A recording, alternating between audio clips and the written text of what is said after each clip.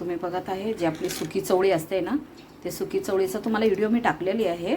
जे जात्यावरती मी दळून घेतली होती, भरडून म्हणतात गावी आणि मुंबईला दळून म्हणतात. जात्यावर मी भरडून घेतली, मग त्याला पाकडून वगैरे आहे ना जरा तव्यामध्ये भाजून घेतली. तेल नाही टाकली, तसंच भाजून घेतली. भाजून झाल्यापरी मी याला पाकडून भिजत टाकली होती 1 तास सकाळी. मग आता हे भिजून झालेले याचे छिलके पण निघाले आहेत, खूपच छान दिसते. हे गावठी भाजी आपली. आणि हिरव्या कांद्याची पात टाकते, हिरवं मिरचू लसूण आणि थोडं चवीनुसार मीठ आहे, हळद आहे आणि तेल मी तापाला ठेवलं आहे. त्याच्यामध्ये टाकत आहे कढीपत्ता आणि राई.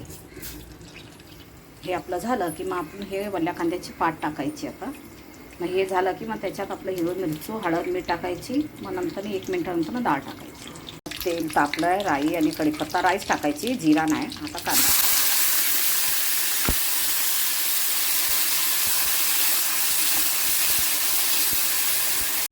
आता मी कांदा फ्राय झाला, मी मिरची टाकत आहे आणि हळद टाकत आहे आणि आता हे मीठ टाकलं.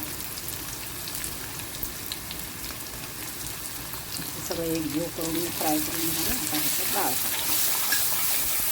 दिली आपली डाळ.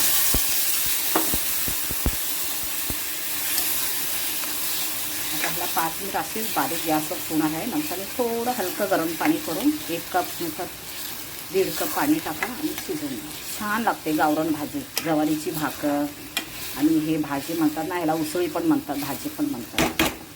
आता आहे मी फोडणी दिल्यापरी पाणी पूर्ण ह्याचं सुकलेलं आहे. आता मी ह्यात गरम पाणी टाकत आहे 1 कप.